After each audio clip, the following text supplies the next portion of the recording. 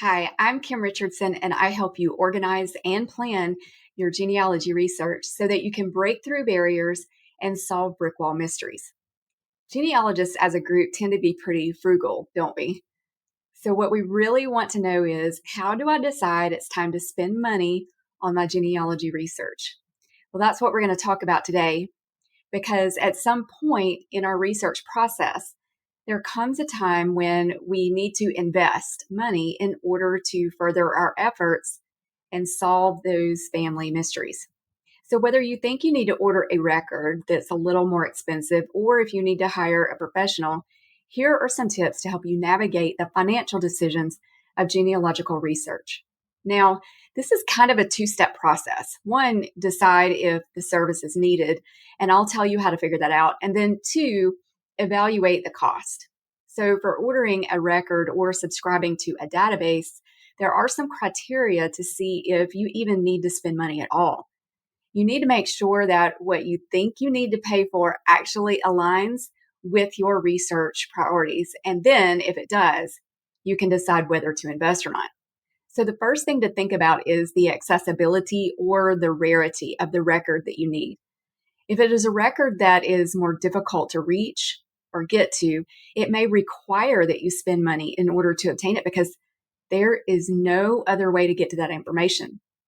So, that's important to figure out.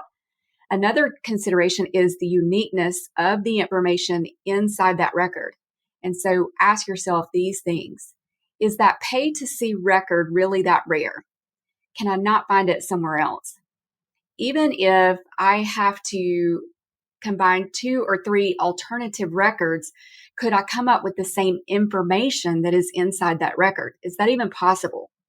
Could I do this any other way besides spending money? Another thing to consider is that you want to make sure you're getting something that is relevant.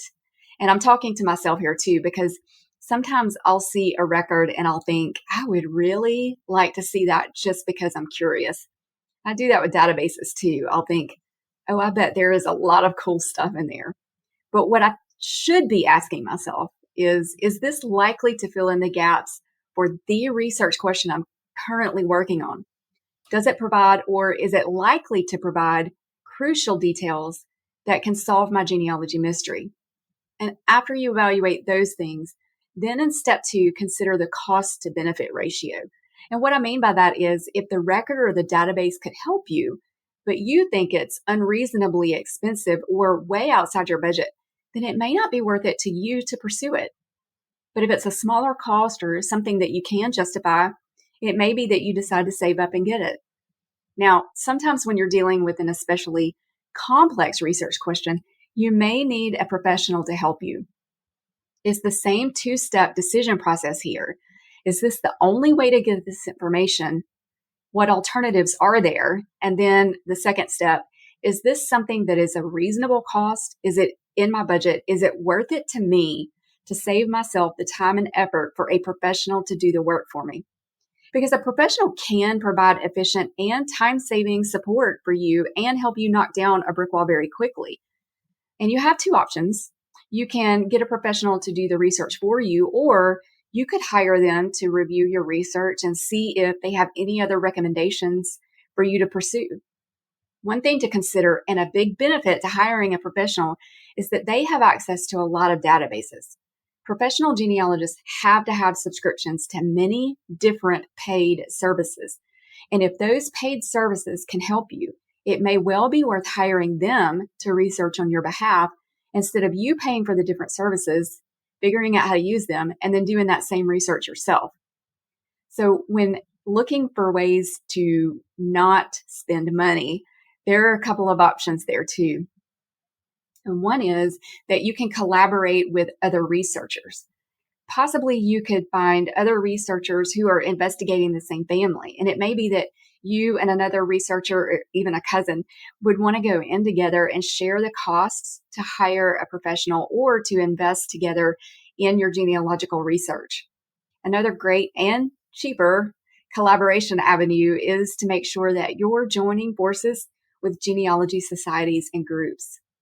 You can usually join a local to your research society for a very low cost, but often with big benefits because they know how to find the records in that area and time frame that you need.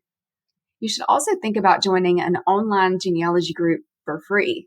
Facebook groups are very popular for genealogy help, or an online club or online forum. There are many cooperative relationships that can be built in that online setting where we get together and we help each other solve problems. So, when considering genealogy research, knowing when to spend money is not a simple decision. It really is a balancing act, figuring out whether the expenditure is going to be worth it for you and your unique situation. Be sure to click the link below for the system that I use to plan and organize my research to break down brick wall problems.